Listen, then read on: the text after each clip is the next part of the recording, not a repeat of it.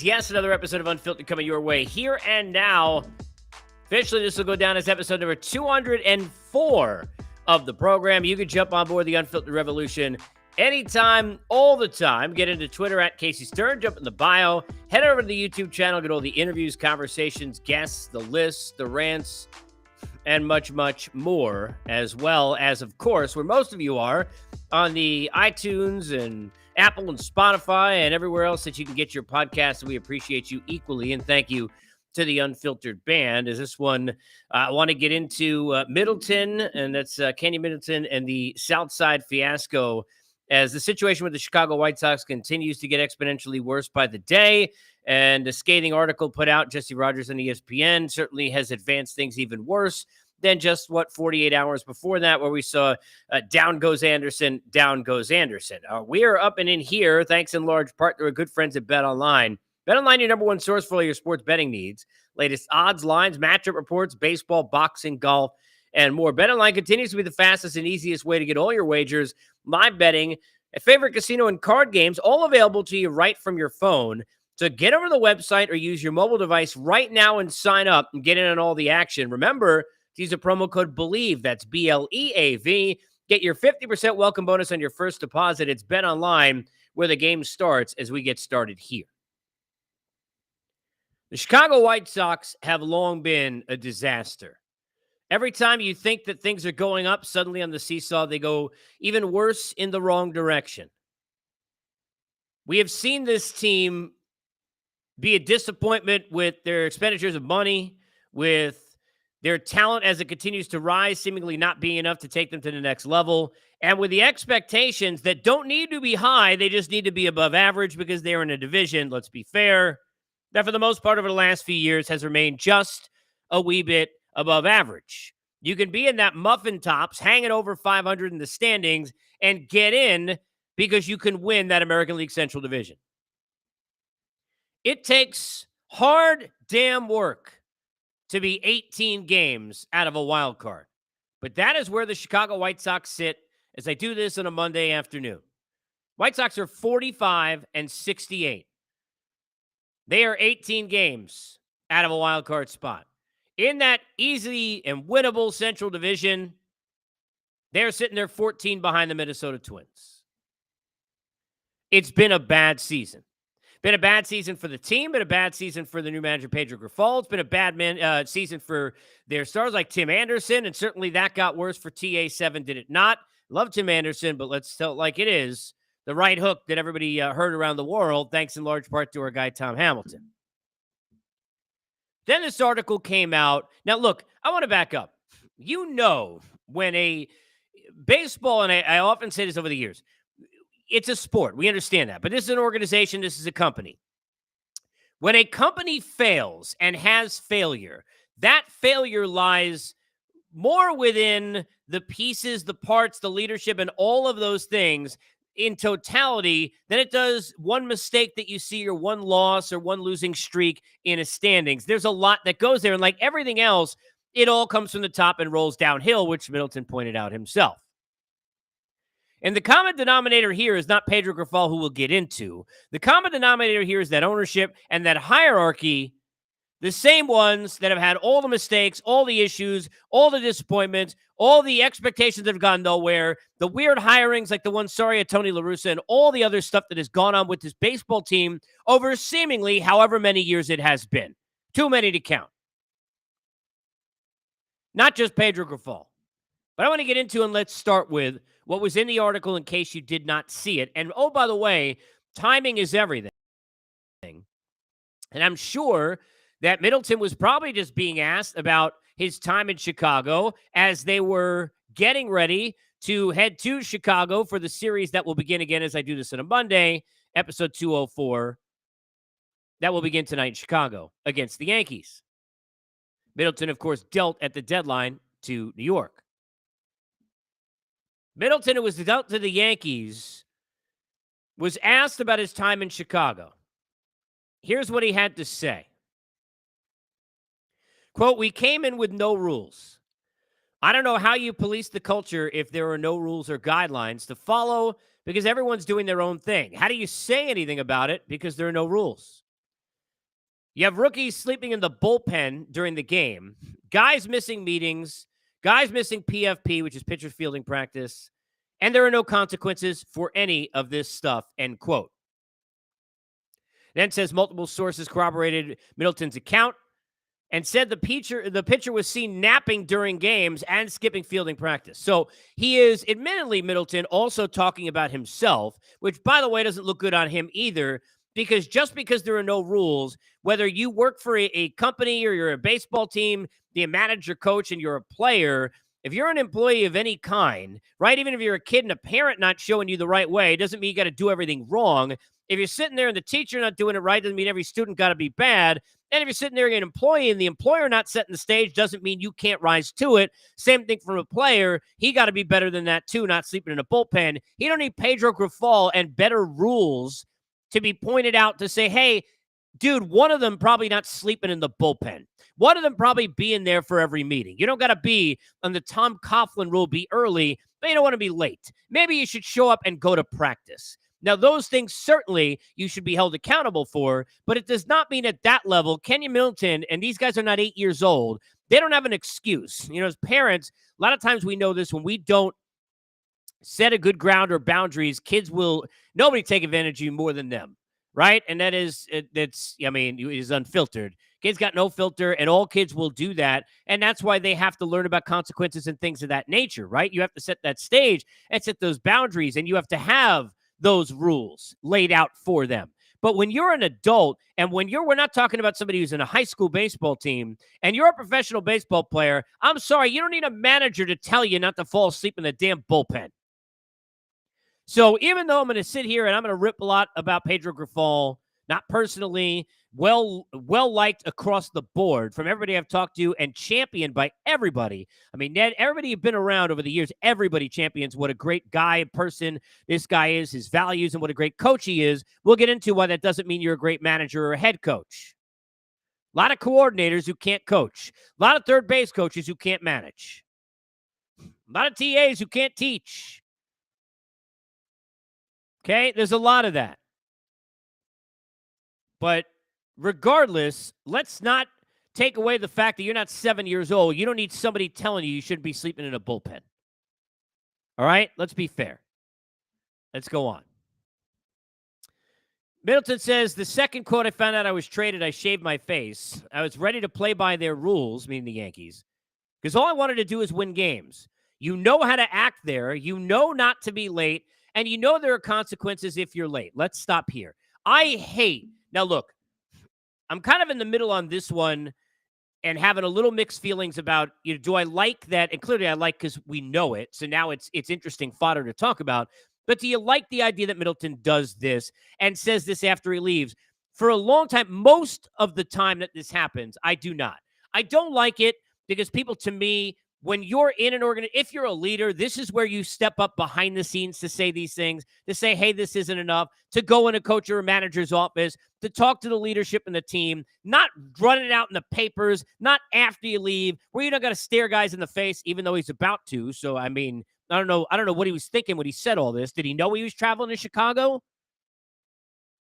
Neither here nor there for this second.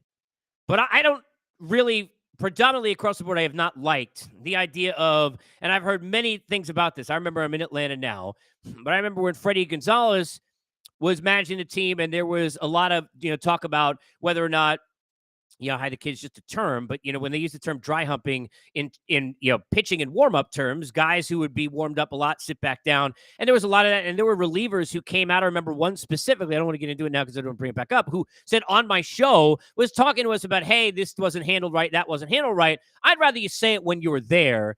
And to me, that's the more respectful thing to do. Now, maybe Middleton maybe he had said, hey, I had meetings with them. I don't think that's in the article here. Maybe that happened. But I don't like that you go ahead and you drag it out afterwards. For the most part, I don't. Even though it's good for us to know and it's good fodder, and certainly it fits in the category of, right on brand with everything you thought the White Sox were or weren't, but I don't really like it across the board. And to me, you say that when you're there. That's where the respect is, not afterwards, especially about teammates or about coaches or about managers, because you got to have enough respect level to tell somebody to their face, not behind their back. Most people in life, I've lived it, trust me, and many of you don't have the ability to do that. And to me, that's not the right way. Not the right way. You do it when a person's there. So I don't necessarily love that he's coming out doing this now. I don't. But he continues to go on and say more. When I got to spring training, I heard a lot of the same stuff was happening last year. That's when Tony La Russa was there, Miguel Cairo as well. Middleton said, quote, "It's happening again this year. Not sure how I'd change it." Well, let's stop there. If you believe him at his word, if this culture was occurring during Tony La Russa, by the way, disciplinarian, right, certainly you would figure more so than Pedro Grifol. If it's happening during his tenure at the end when he wasn't there, Miguel Cairo was there, or whatever the situation is, and now it's still happening, well, that doesn't sound like a Pedro Grifol problem alone, does it? He says, "I'm not sure how I would change it." Quote, "They don't tell you not to miss PFPs." Do they really need to tell you? He says they don't tell you not to miss meetings, and if it happens, it's just okay. Let's take that two parts. If it happens, it should not be okay. But do they really need to tell you at that level, don't miss a meeting? I mean, how much money? What the hell are we doing here, people? How much money are you making as a professional athlete? I got to tell you to be at a meeting? You got people who are, sitting there 16, 17 years old, all right? I remember working at a drugstore, my first job, stocking shelves and Kotex with wings. And if they had a meeting, I had to go. You think if they were paying me millions of dollars, I would have been there on time? Part of this problem is Middleton. Sorry. People aren't going to say that. But the whole idea of you're saying this afterwards now, you fell asleep in the bullpen and you want to blame the fact nobody told you not to? I'm sorry. We didn't tell you not to sleep in the bullpen? I got to tell you got to go to a meeting? Now, I'm not saying he's wrong about the culture, and he probably has given us a real backstage VIP pass into exactly what's going on. But I don't want to hear that you need me to tell you to be in a meeting. You need to tell you to stay awake during a damn game when you could get called from the bullpen to go pitch. He says, quote, "I wouldn't say anything bad about the pitching staff. We went about our work the right way. The rest of the team struggled to do the right thing." I'm sorry. You went around it the right way. You didn't know you shouldn't be late to a meeting, and you fell asleep during the damn game, but the pitching staff didn't do anything wrong. It was the rest of the guys. Save that crap for somewhere else. And I'm just trying to be fair because everybody's going to dig into this, and it's going to be all about the White Sox and everything, damn thing they did wrong. And a lot of that probably is fair, certainly with the things he's saying, and certainly if they're being corroborated by the sources that ESPN has, right, when Jesse wrote this article, I get that. But you fell asleep in a bullpen. You need to be told you're at meetings, and you love the pitching staff. It's not their fault. And he goes on to say, which I'm not going to read, Lance Lynn and Kendall Graveman being at the WBC didn't help. If everything's on Lance Lynn, who absolutely, not current Cardinal way, old Cardinal way we used to appreciate with, learning from Waino, who learned from Carp and all that other. So Lynn's got all that, and he brings all that to the table, and I would imagine is probably great in a room and a leader and wouldn't stand up to this. We saw the situation with La Russa when the catcher got ripped for swinging three and all that, right? So I believe that. I love Lance Lynn. But you can't tell me Lance Lynn was in the WBC, so that's why? I love the pitching staff, but the rest of the team, it's there. Come on, man. You don't got to go to the plate, but if you took an at-bat in this series, they'd be hitting you. Quote, "If you're trying to create a culture, you need your big dogs." The guys who played in the WBC were big dogs, and those guys, I feel like, can police the things that are happening. But why weren't you doing your job? You've been around the block a long time. What job were you doing? And what collectively with the players doing looking in the mirror? Everybody at fault here. Not just about Jerry Reinsdale. It's not just about the ownership. Not just about Rick Hahn. This isn't about just Pedro Grifol either. He said the void, quote, "exists in leadership in general. They say rolls downhill. Some guys don't want to speak up when they should have. It's hard to police people who are there when there are no rules. If guys are doing things you think are wrong, who is it wrong to? You or them? It's anyone's judgment at that point." No, honestly, to be honest with you, Kenny, it's your own judgment of yourself too.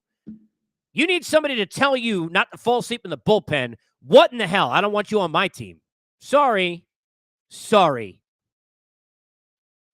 That is just bananas to me. Now, look, Pedro Grifol, well-respected guy, longtime coach in this league. There are a lot. And I don't want to name the names just to be fair, because I want to, I'm not trying to disrespect anybody else, there are names that come right to the top of my head that I've known for years in this league who are among the best third base coaches or hitting coaches in the league. I got two that come immediately to mind. That one failed multiple times as a manager, and the other time significantly failed once, and they're two of the better coaches in the game. You can be a really good coach in this game and not be a great manager, because you could really understand how to be an extension of what the managers can do. You can be a player's guy in that case, where you're that buffer in between, and you understand how to get their bodies ready, how a player works, how to run, all the programs and drills that you run in spring training, how to deal with it during the year, all that other stuff. Get the players ready, get the team ready, help out the manager, be an extension, but not be able to run the baseball team. I had one situation I covered where one of these folks was the manager of a team, got fired, and the guy who replaced him was a long-tenured, well-respected manager. More so than being a coach, right? Even though he had done that way back when. And I remember being in spring training, and it's about a decade ago, maybe more. I remember being in spring training, and the players, when I was asking them, hey, what's the biggest difference? It was 2 weeks in, and they said they knew where they stood with that guy. They said they knew he wasn't going to take any, right? But they also knew that they could walk in that door and he wasn't going to delegate it to somebody else. A lot of times the coaches, because they're used to being the players' guys when they're coaches, then they get elevated to manager and they're not used to that, and they can't then go ahead and deviate and get to that level where they got to go ahead and they got to give you the bad news. And it's hard for them. And I covered a situation exactly like that. Exactly like that. Where players said to me, yeah, I mean, guy's a nice guy, but everything was delegated. He couldn't handle the face-to-face. We had no idea where we stood. And boom, this dude came in, and from day one, it was, we're not going to take it, and this is how it is. Like when Tom Brady walked in the huddle with Randy Moss, and that famous story, Randy Moss is like, after a couple huddles, he's like, okay, I know that's not the same dude, right? This is a different cat. That is a hard transition for a lot of managers to make when they're getting to coaches or coordinators on football teams when they're getting to be head coaches. It's difficult. And sometimes they got to go back to the X's and O's and doing what they do and staying in their lane. And that's not a bad, disrespectful thing. And I think for sure Pedro Grifol going to be fired, but he's going to get a coaching job and probably coach for a long time. He's going to have a number of offers. He's very well respected. But he can't manage. Not when this stuff's going on. But I don't want to hear Middleton tell me that because there's no rules, you don't know what you're supposed to do. If I got to be telling you not to fall asleep in a bullpen, and you've been around the league, I don't want to look at the back of the baseball card. What? I mean, 8 years, however long it's been. You don't know yet? Really? Nobody else in the room knew? Lance Lynn wasn't there, so we couldn't figure it out? That is baloney. You got to be kidding me with that garbage. So clearly issues, clearly from the top. They need new GM, new manager. That owner needs to really, we understand the winning he's done in the other sport. Hey, you got to figure this out, and you got to break this whole damn thing down, because now you're a laughing stock to everyone, and Middleton brought that in the surface, which I'm sure a lot of people are not going to like. And I don't like it necessarily either. Everybody's like, oh, good for him standing up for himself. He didn't do it when he was there. A lot harder to do, isn't it? A lot harder to do. Didn't do it when he was there. So for me, the White Sox situation, clearly on blast. We understand what it is. But also understand why teams get this way. And understand that players deserve accountability as well. They're not stupid.